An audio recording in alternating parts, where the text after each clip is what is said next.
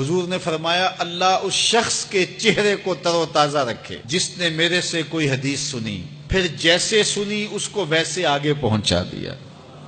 اور آقا کریم نے فرمایا بعض اوقات سنانے والا اس پر اتنا پہنچ کے عمل نہیں کرتا جتنا پھر سننے والا اس کے اوپر عامل ہو جاتا ہے۔ تو جب حضور نے دعا دی ہے کہ اللہ اس شخص کے چہرے کو تر و تازہ رکھے جس نے میری حدیث کو، میرے فرمان کو سنا اور ایسے ہی آگے پہنچا دیا،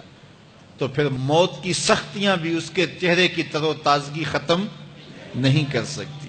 پھر قبر کے لمحے بھی اس کے چہرے کی تر و تازگی کو ختم نہیں کر سکتے۔ حشر کے دن لوگوں کے چہرے مرجھائے ہوں گے، جس کو رسول اللہ کی دعا ہے اس کا چہرہ اس دن بھی تر و تازہ ہو۔ تو حضور علیہ الصلوۃ والسلام کے فرامین کو سننا، دیکھیے جو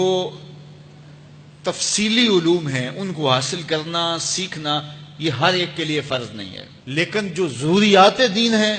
ان کو سیکھنا یہ فرض عین ہے، یہ ہر ایک کے اوپر فرض ہے۔ اگر کوئی نہیں سیکھتا تو وہ گناہ گار ہے، اور اس میں نماز کے مسائل ہیں، روزے کے مسائل ہیں، حج کے مسائل ہیں، زکوٰۃ کے مسائل ہیں، اگر کاروبار کرتا ہے تو بیع و شراء کے مسائل ہیں، اور کفر اسلام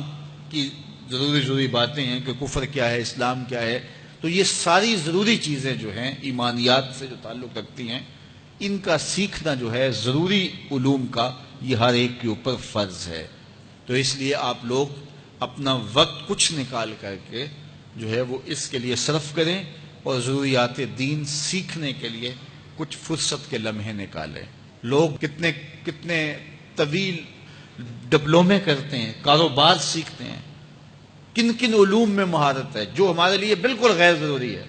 کسی نوجوان کے پاس بیٹھ جاؤ نا تو وہ تمہیں بتائے گا کہ کس کرکٹر نے کس میچ میں کتنے سکور کیے تھے، لوگوں کی یہاں تک معلومات ہیں، اور وہ 15 سال پرانا میچ ہے، اس کے اندر کس نے کتنے آؤٹ کیے تھے، کتنی وکٹیں لی تھیں، کتنے جو ہے وہ اس نے سکور کیے تھے، اور اس کی پوری زندگی کے سکور کتنے ہیں، کیسی کیلکولیشن ہے، اور کس قدر لوگوں کا پکا حساب ہے۔ یہ وہ چیز ہے جس کا نہ دنیا میں فائدہ نہ آخرت میں فائدہ، لیکن دلچسپی ہے نا، جس چیز سے دلچسپی ہو تو وہ چیز خود بخود ازبر ہوتی چلی جاتی ہے۔ دلچسپیاں انسان کو جو ہے وہ کسی چیز کو یاد کرنے میں مدد دیتی۔ ایک عرب شیخ کہہ رہا تھا کہ ہم ماضی میں پڑھتے تھے کہ ہمارے اسلاف، ہمارے بزرگ ایک رات میں پورا قرآن ختم کر لیتے تھے۔ تو وہ کہتا ہے میں سوچتا تھا کہ ساری رات قرآن بندہ پڑھتا رہے تو کس طرح ممکن ہے؟ تو کہتا ہے میں اپنے بچوں کو دیکھتا ہوں کہ وہ جو ہے وہ موبائل کے ساتھ لگے رہتے ہیں، اور فجر کی اذان ہو جاتی ہے تو وہ تب چونکتے اچھا رات گزر گئی۔ تو میں کہتا ہوں نوجوان کی دلچسپیاں کچھ اور ہیں، اور وہ بھی اس شغف کی وجہ سے ایسا کھبا کہ رات گزر گئی اور اس کو پتہ ہی نہ چلا۔ تو جن کو قرآن کا نشہ ہو گیا تھا ان کی ساری راتیں قرآن میں گزر جاتی تھی، اور ان کو پتہ ہی نہیں ہوتا تھا کہ رات بھی گزر گئی ہے، اور اذان ہوتی تو پھر پتہ چلتا کہ اچھا رات گزر گئی ہے۔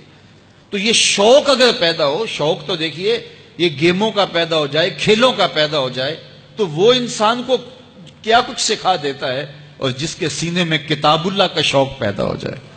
تو پھر کیوں نہ اس کے سینے کے اندر جو ہے وہ طلب کتاب اللہ کی تلاوت کی پیدا ہوگی۔ تو اپنے سینوں میں علم حاصل کرنے کا شوق پیدا کرو، علم سیکھو، اپنی نسلوں کو سکھاؤ، اپنی اولادوں کو دین سکھاؤ،